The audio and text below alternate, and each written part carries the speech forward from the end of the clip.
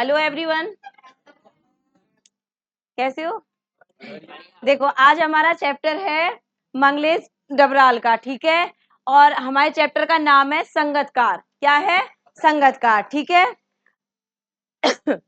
देखो, मंगलेश डबराल का जन्म, ध्यान देना, 1948 में टिहरी गढ़वाल उत्तराखंड के काफला पानी गांव में हुआ। अंडरलाइन कर लेना आप भी। और शिक्षा दीक्षा हुई देहरादून में, ध्यान रखना इस चीज को। उनकी डेट ऑफ बर्थ और उनका प्लेस ये याद रखना है आपको। दिल्ली आकर हिंदी दिल्ली आकर हिंदी पैट्रिक प्रतिपक्ष और आसपास में काम करने के बाद वे भोपाल में भारत भवन, कहां पर? भारत भवन, ठीक है, से प्रकाशित होने वाले पूर्वाग्रह में सहायक संपादक हुए।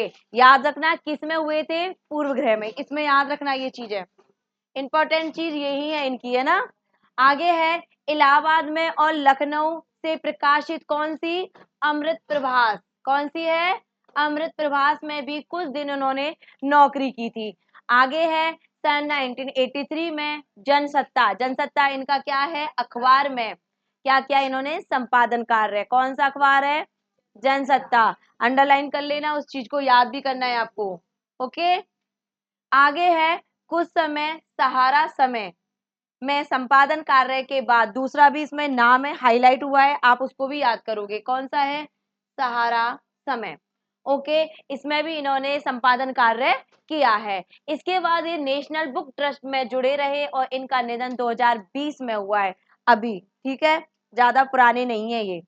ओके, नए नहीं है। आगे देखिए, मंगलेश डबराल की 4 कृतियां 5 साल पहले, ठीक है, ये हमारे बीच नहीं रहे। ओके, अफसोस, कोई बात नहीं। अब इनकी 4 कविता संग्रह हैं जो आपको याद करनी है, इंपॉर्टेंट है बोर्ड के हिसाब से। देखो, इनकी रचनाएं और इनकी डेट ऑफ बर्थ बर्थ सबको याद करनी है। इनकी रचनाओं पे अंडरलाइन कर लेना। देखो, पहली है पहाड़ पर लालटेन, ओके। सेकंड है घर का रास्ता। तीसरी है हम जो देखते हैं। और आवाज भी एक जगह है। 4 इनकी मुख्य काव्य संग्रह है, याद रखना है आपको। ओके, पहली है पहाड़ पर लालटेन, सेकंड है घर का रास्ता, थर्ड है हम जो देखते हैं, और फोर्थ है आवाज भी एक जगह है। ये इनकी काव्य 4 रचनाएं, इनको याद करना है आपको। आगे इनका है साहित्य अकादमी पुरस्कार जो इनको मिला है, पहले सम्मान से सम्मानित मंगलेश की ख्याति अनुवादक के रूप में भी है। मंगलेश की कविताओं के भारतीय भाषाओं के अतिरिक्त, इन्होंने भारतीय भाषाओं के अतिरिक्त अंग्रेजी, रूसी, जर्मन, स्पेनी, पोलस्की और बल्गारी भाषाओं में इन्होंने अनुवाद भी किया है, ठीक है। जो देखो, इनकी ये जरूरी नहीं है इन्होंने अपनी नॉर्मल भाषा ये हिंदी है उस पे तो इन्होंने कार्य किया है। अभी तो इनकी कितनी अनेक भाषाओं पे इन्होंने प्रकाशन कार्य भी किया है, ध्यान रखना कितने क्षेत्रों में इनकी ख्याति प्राप्त हुई है। सबसे फेमस देख लो, अंग्रेजी, रूसी, जर्मन भाषा भी इन्होंने सीखी है। लेकिन इनकी स्पानी भाषा, पोल्सकी और बालगारी भाषा भी इन्होंने सीखी है। यानी इन्होंने कई कार्य क्षेत्रों में, कई भाषा क्षेत्रों में अपना ज्ञान प्राप्त किया है और उनका अनुवाद और प्रकाशन कार्य भी किया है। आगे है इनके कविता के अतिरिक्त वे साहित्य, सिनेमा, संचार माध्यम और संस्कृति के सवालों पर नियमित लेखन भी करते हैं। लेखन यानी लिखना कार्य, जैसे निबंध लिखना हुआ, ऐसे लिखना हुआ, या कोई लेख लिखना, ठीक है, या कोई लेख लिखना। इन्होंने कई कार्यों पे कार्य किया है। जैसे साहित्य पे भी इन्होंने साहित्य तो लिखा ही है, हिंदी तो हम पढ़ ही रहे हैं साहित्य। सिनेमा में स्क्रिप्ट लिखना, ये चीजें हो गया। और आगे संचार माध्यम, न्यूज़पेपर जिसको बोलते हैं, इन्होंने लिखा भी था ना, न्यूज़पेपर में जुड़े रहे, तो संचार कार्य भी इन्होंने किया है। आगे है मंगलेश की कविताओं में सामंती बोध, सामंती उच्च वर्ग का, और पूंजीवादी भी उच्च वर्ग को बोलते हैं, छल छदम दोनों का प्रतिकार है, यानी उनका आंदोलन भी किया है। वे यह प्रतिकार किसी भी शोर शराबे के साथ नहीं, बल्कि प्रतिपक्ष में एक सुंदर सपना रचकर करते हैं। उनका सौंदर्य बहुत सूक्ष्म और भाषा पारदर्शी है। पारदर्शी का मतलब, हाँ, जिस भाषा में हम सूक्ष्म ज्ञान ले सकते हैं, उसके अंतर को समझ सकते हैं, उसके द्वंद्व को समझ सकते हैं, उस भाषा का विश्लेषण कर सकते हैं, ठीक है, इसलिए वो पारदर्शी भाषा। आर पार की भाषा, ठीक है, यही बोलते हैं ना। आगे देखिए, अब जो ये चैप्टर है जिसमें जिसका नाम क्या था, संगतकार, ध्यान रखना नाम क्या है अपने चैप्टर का, संगतकार। तो उसके बारे में बताया गया है, तो ध्यान से समझेंगे इस चीज को।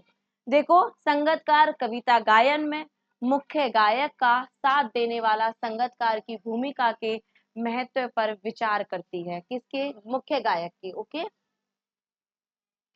दृश्य माध्यम की प्रस्तुतियां और जैसे नाटक, फिल्म, संगीत, नृत्य के बारे में यह सही है। ध्यान रखना, मैंने ये 4 हाईलाइट क्यों किए हैं। संगतकार का मतलब समझना है पहले। देखो, संगतकार का मतलब होता है साथ देने वाला। संगतकार का मतलब क्या होता है, साथ देने वाला। जैसे एक गायक है, वो गाना गा रहा है, तो उसके साथ में जो साथी होते हैं, गायक होते हैं, वो संगतकार के साथ देने वाले ही तो हुए। क्यों होते हैं वो, देखो कोई गायक अगर गाना गा रहा है, गाते गाते कभी कभी वो थक जाती है या उनकी आवाज चेंज हो जाती है भारी। देखो कोई भी लगातार बोलता है, जैसे मैं लगातार बोलूंगी तो मेरी आवाज चेंज हो जाएगी, मैं थक जाऊंगी। तो मेरे साथ देने वाले जो मेरे साथ में बैठे, गायकी में तो यही होता है, एक गाना गा रहा है तो साथ में देख कुछ गाने के भी बजाते, वाद्य यंत्रों को बजाते रहते हैं, साथ में गाने गाने वाले भी होते हैं। तो वो क्या कहते हैं, क्या करते हैं, संगीतकार के साथ में गाना गाते हैं। हल्की हल्की आवाज आपने सुना है संगीत के साथ में आती है, वो ही जैसे डांस होता है। डांस में एक तो मुख्य होता है ये मैन जो डांसर होता है, साथ में उसके साथ में भी तो घूमते हैं, डांस करने वाले होते हैं, तो उनका क्या होता है, वो साथ देने वाले। संगीतकार का मतलब होता है उसका साथ देने वाले लोग। ओके, ये चीज है। और किन किन चीजों में आता है, जैसे फिल्म, कभी हीरो हीरोइन दो दो कैरेक्टर के ऊपर पूरी फिल्म बनती है, नहीं बनती। कब बनती है, पूरी स्क्रिप्ट लिखी जाती है फिल्म के ऊपर, कितने कैरेक्टर उसमें रोल प्ले कर रहे हैं वो सब हमको पता है। जैसे इसमें विलन भी होगा, हीरो भी होगा, हीरोइन भी होगी, हीरोइन की फैमिली भी होगी, हीरो की भी फैमिली होगी, और भाई विलन का भी अच्छा साम्राज्य होता है, अच्छा खासा पैसे वाला रिच बताएंगे।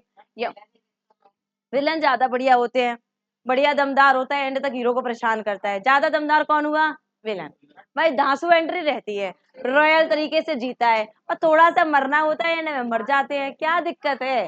हीरो बन के क्या ही लेना, सारे दिन दुखी रहना। अब बताओ, लेकिन विलन भी बनो तो अच्छे ही बनो भाई, ऐसे ही थोड़ी है यही। नहीं नहीं नहीं, अच्छे भी होते हैं, जैसे बहुत लोग अब ये ऐसे थोड़ी ना है, नाम इतना ऊंचा और चोरी किसकी कर रहे हो, बिस्किट की। अब देखो बिस्किट भी गोल्ड के करो तो कम से कम ये लगे कि अरे भाई ये भी हो गया ना, अगर चोरी करो तो फिर ऊंची करो ना। वो कुछ ज्यादा हो जाएगा बेटा, वो हद से ज्यादा हो जाएगा, इतना भी नहीं करना, नॉर्मल रहो, नॉर्मल। ओके, हीरो बनो वो भी अच्छे और विलन बनो वो भी अच्छे। रावण है, रावण का नाम आता है, रावण विलन के रूप में आता है, लेकिन रावण अच्छा भी तो था, अच्छा भी तो था वो, ऐसे ही थोड़ी था। आगे देखो, हम संगतकार पे आते हैं वापस। आगे देखिए, नृत्य के बारे में तो ये सही है, और हम समाज और इतिहास में भी ऐसे अनेक प्रसंगों को देख सकते हैं जहां गायक की सफलता में अनेक लोगों के महत्वपूर्ण भूमिका निभाई है। आगे देखिए, कविता इसमें संवेदनशीलता विकसित करती है कि उसमें प्रत्येक का अपना अपना महत्व है, और उसके सामने ना आना उसकी कमजोरी नहीं, मानवीयता है। मनुष्य की क्या है, मानवीयता। और क्या है, संगीत की सूक्ष्म समझ और कविता की दृश्यात्मकता, दृश्यात्मकता जिसको हम देख पाते हैं, दृश्य यानी जिसको हम देख पाते हैं, इस कविता को ऐसी गति देती है मानो हम उसे अपने सामने घटित होता देख रहे हो। कभी कभी हम ऐसा सुंदर कोई सीरियल देख रहे हो तो ऐसा लगता है हम उसमें पहुंच गए, ऐसा हो रहा है हमारे साथ। नहीं, कोई अच्छी मूवी है, सब मूवी जल्दी समझ ले लो आप लोग, मूवी है, बहुत अच्छी मूवी है, आपका मतलब ये है कि अगर बहुत अच्छी मूवी है तो हम उसको फील कर लेते हैं, अरे ऐसा होता है, तो उसमें डूब जाओ। बहुत से रोज आते हैं ना ऐसे सीन आते हैं, आंखों में आंसू आ जाते हैं, तो कुछ तो उस में रोल में रहा होगा कि आप रो पाए। जैसे कभी कभी हम पढ़ते पढ़ते, आप ऐसा कभी कभी होते सीरियस पढ़ते पढ़ते डूब जाते हो, तो मतलब आपने ध्यान केंद्रित किया उस पढ़ाई पर। डूबता वही है जो उसका ध्यान होता है। पढ़ाई तभी समझ में आती है जो ध्यान से सुनी जाती है। ओके, तो वो किसी चीज में भी ले सकते हैं हम, अपनी पसंदीदा किसी चीज में भी ले सकते हैं। देखो आपको मूवी पसंद है, आप मूवी में डूब जाते हो, किसी को कार्टून पसंद है वो कार्टून में डूब जाएगा, कोई ना कोई किसी ना किसी चीज में डूब जाएगा। तो वो चीज क्या होता है, अपनी पसंद के ऊपर, अपनी हमें इंटरेस्ट है उसमें, इसीलिए तो हमने वो किया है। ठीक है, अब इस चैप्टर को समझेंगे, थोड़ा ध्यान देना एक बार। देखो, सबसे पहले तो हमने शब्द समझा संगतकार। संगतकार का मतलब होता है साथ देने वाला। अब इसमें चर्चा है सिर्फ गायक की, गायिका यानी जो मुख्य गायक है, मुख्य कलाकार है, जो गाना गा रहा है, उसके बारे में ये पूरा चैप्टर है। ठीक है, ध्यान दीजिए। देखो, मुख्य गायक के चट्टान जैसी भारी स्वर का साथ देती वह आवाज सुंदर, कमजोर, कांपती हुई थी। वह मुख्य गायक का छोटा भाई है, या उसका शिष्य है, या पैदल चल के आने वाला कोई रिश्तेदार मुख्य गायक की गरज में, और वह अपनी गूंज मिलाता आया है प्राचीन काल से। गायक जब अंतरे की जटिल तानों के जंगल में खो चुका होता है। ये पूरा लाइन मैंने अभी पढ़ा, आप समझना इसको। देखो, मुख्य गायक का मतलब मुख्य कलाकार हो गया। अब इसमें है गरज का मतलब होता है तेज आवाज, गरज से इसका मतलब क्या है, तेज आवाज। ठीक है,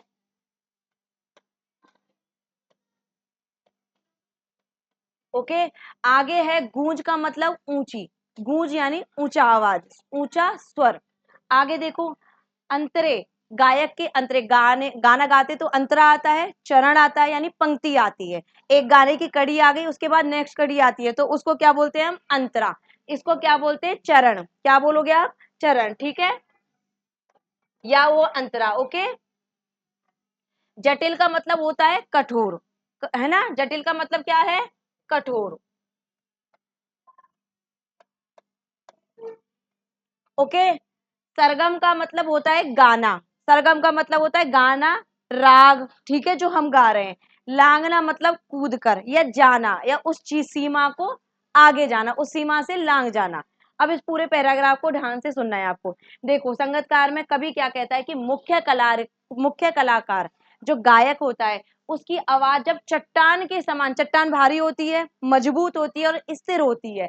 चट्टान मजबूत होती है ना, तो एक गायक, जो मुख्य गायक गाना गाता है, तो उसकी आवाज का जो स्वर है, वो जब साथ देता है तो कैसा लग जाता है, उसकी चट्टान की समान आवाज कैसी हो जाती है, भारी हो जाती है। किसकी, मुख्य गायक की। मुख्य गायक की आवाज जब चट्टान के समान भारी हो जाती है गाते गाते, तब उस स्थिति में वह आवाज सुंदर, कमजोर, किसकी आवाज, संगतकार की, जो उसका साथ दे रहा है, उसकी आवाज कैसी है, सुंदर और कमजोर यानी धीरे आवाज और कांपती हुई उसका साथ देती है। कारण क्या है, देखो, मुख्य कलाकार जब गाना गा रहा है और गाते गाते उसका स्वर भारी हो जाता है, तो उसके साथ देने वाले जो गायक होते हैं, तो वो धीरे और कोमल सुंदर आवाज में उसका साथ देते हैं, लेकिन अपनी आवाज को ऊंचा नहीं करते। क्योंकि मुख्य कलाकार यानी गायक गा रहा है, तो अपनी आवाज को ऊंचा नहीं करते, लेकिन उसकी आवाज में अपनी आवाज को मिलाते हैं। वो आवाज कैसी होती है, सुंदर और कांपती हुई आवाज। ठीक है, आगे देखिए, मुख्य गायक। अब मुख्य गायक है, जब वो संगतकार उसके संग गाना गाता है, तो कैसा लगता है, जैसे उसका कोई छोटा भाई है, या उसका कोई शिष्य है, या और पैदल चलकर आने वाला कोई दूर का रिश्तेदार। ये तीन नाम क्यों आए हैं, ये तीन नाम इसलिए आए हैं, जब कोई गायक है, या कोई भी ले सकते, किसी का भी नाम ले सकते। अगर मैं किसी स्टेज पे खड़ी हूँ, अगर मुझे लग रहा है मैं नर्वस हो रही हूँ, तो मेरा साथ कौन देगा, मेरे अपने देंगे ना। तो उस टाइम उस गायक को ये फील होता है कि ये संगतकार, उसके साथ में बैठने वाले जो गायक है, ऐसा लगता है जैसे उसके कोई क्या है, छोटा भाई के जैसे है, या उसके शिष्य के जैसे है। अगर वो गुरु है तो उसको क्या लगेगा, उसका स्टूडेंट है। और अगर वो उसका रिश्तेदार है, तो उसको क्या लगेगा कि मेरे रिश्तेदार है, तो मैं उसका साथ दूं। तो किसको लगता है, ये गायक को लगता है। किसके लिए लगता है, संगतकार के लिए। किसके लिए लगता है, संगतकार के लिए। गायक को कब लगता है, जब मुख्य गायक की आवाज गाते गाते भारी हो जाती है। कैसे, चट्टान के समान जब भारी हो जाती है, तो संगतकार अपनी कोमल सुंदर आवाज को उसके साथ मिलाता है। कैसे मिलाता है, जैसे कोई उसका शिष्य हो, या उसका छोटा भाई हो, या पैदल चल के आने वाला कोई रिश्तेदार हो। आया, आगे देखिए, मुख्य गायक की गरज में। अब वो क्या करता है, गरज यानी तेज आवाज में अपनी आवाज को मिलाता है। मुख्य गरज ही तो है एक तरह से। अगर मेरी आवाज कांप रही है, मेरे साथ में मेरा कोई मित्र है, तो वो मेरी गरज में मेरा साथ देगा, देगा ना। तो मुख्य मुख्य गायक का साथ कौन दे रहा है इस जगह, संगतकार। कौन दे रहा है, संगतकार। आगे देखिए, वह अपनी गूंज, गूंज यानी आवाज को मिलाता आया है प्राचीन काल से, यानी प्राचीन काल में पहले भी ये होता था कि जब कोई मुख्य गायक गाता था तो उसके साथ में भी गाने गाने वाले बैठते थे। कौन बैठते थे? संगतकार बैठते थे, उसका साथ देने वाले बैठते थे। और ये तो कैसे हो रहा है? प्राचीन काल से भी ये चला आ रहा है। सेकंड है, गायक जब अंतरे की, जब गाना गाते हैं, गायक जब अंतरे में गाना गाते उस चरण में रुकते हैं, यानी उस पंक्ति में जब वो रुकते हैं और ऐसा लगता है जटिल यानी कठोर, ऐसा लगता है जब गाना गाते गाते कठोर तानों में उसका गाना जंगल में भटक गया हो। किसका? मुख्य गायक का, है ना। मुख्य गायक जब गाना गाता है तो उसकी आवाज ऐसे लगती है कभी कभी कि वो अंतरा भटक गया हो, अपनी पंक्ति भूल गया हो, और ऐसा लग रहा है कठोर जंगल में घूम गया हो, आगे देखो खो चुका, और वो अपने आप में खो जाता है। जैसे मैं कोई गाना गा रही हूँ, उस वक्त मैं वो पंक्ति को भूलते हुए अपने आप को उसमें लीन कर लूं, मैं भटक जाऊं, तो मेरा साथ उस टाइम कौन देगा? जो मेरे साथ संगतकार है वो मेरा साथ देगा। आगे देखो, या अपने ही सरगम को, अपने ही गीत में डूब जाना, या अपने ही सरगम को लांग जाना, अपने ही गीत को भूल जाना, तो उस भूल को कौन सुधारता है? संगतकार। उस भूल को कौन सुधारता है? संगतकार। आगे देखिए, चला जाता है भटकता हुआ एक अनहद, अनहद मतलब ऊंची गूंज, अनहद का मतलब होता है ऊंचा स्वर, ठीक है। क्या होता है? ऊंचा स्वर। तब संगतकार ही स्थाई को संभाले रहता है। अब इस दोनों पंक्तियों को उन पंक्तियों के साथ हम जोड़ेंगे कि जो संगतकार यानी मुख्य कलाकार है, जब वो भूल जाता है अपने किसी पंक्ति को गाते गाते, तब उसको स्थायी रूप से जो संगतकार उसका साथ देने गाने आए हैं वो उसका क्या देते हैं? साथ देते हैं। संभालते यानी उसका साथ देते हैं। संभालने का मतलब क्या है यहाँ पे? साथ देना, याद रखना इसको, साथ देना। ओके। आगे है, जैसे सिमटता हुआ मुख्य गायक पीछे छूटा हुआ सामान और उसे याद दिलाता हो उसका बचपन, वह जब वह नौसखिया था। नौसखिया का मतलब होता है नया नया सीखने वाला। नौसखिया का मतलब होता है नया नया सीखने वाला, इस शब्द का अर्थ है, ठीक है।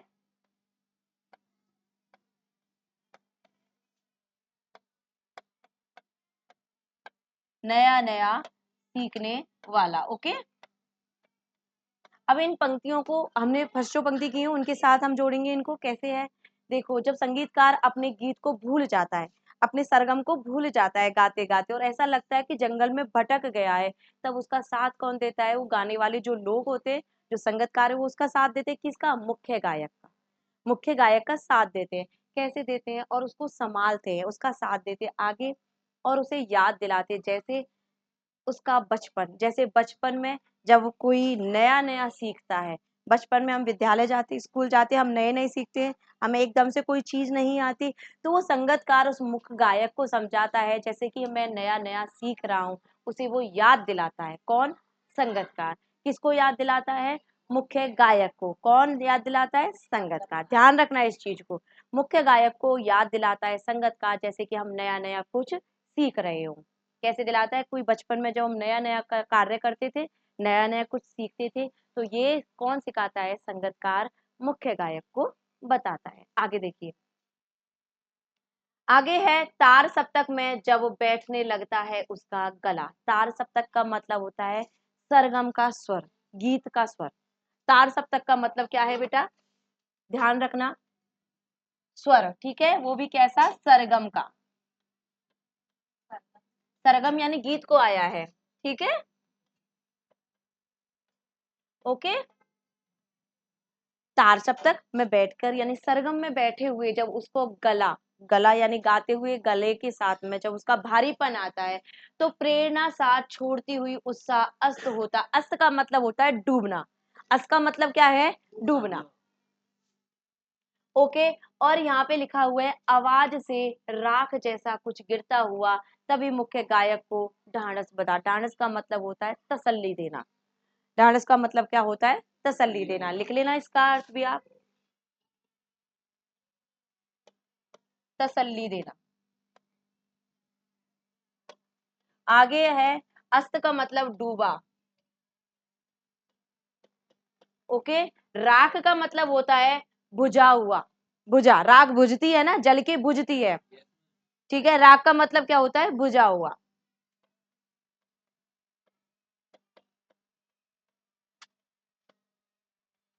अब इन पंक्तियों को आराम से समझेंगे। देखो, तार सप्तक से समझना है आपको। लिखा हुआ है, तार सप्तक में जब बैठने लगता है उसका गला, तो प्रेरणा साथ छोड़ती हुई, उत्साह अस्त होता हुआ, आवाज में राख जैसा कुछ गिरता हुआ, तभी मुख्य गायक को ढांढस बनाता कहीं से चला आता है संगतकार का वह स्वर, और कभी कभी वह यूं ही कर देता है उसका साथ, यह बताने के लिए कि वह अकेला नहीं है और यह फिर से गाया जा सकता है। ध्यान देना इस लाइन को।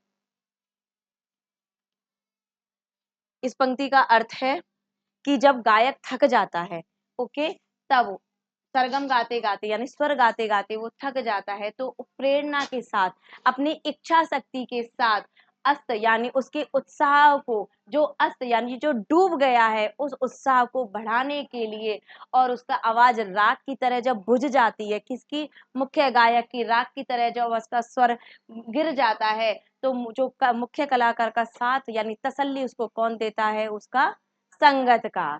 कौन देता है? संगतकार। आया आपको समझ में? ठीक है, इसको पढ़ लेना एक बार, हो ना? ठीक है, कोई डाउट? चलो ठीक है, ओके, थैंक यू। ओके।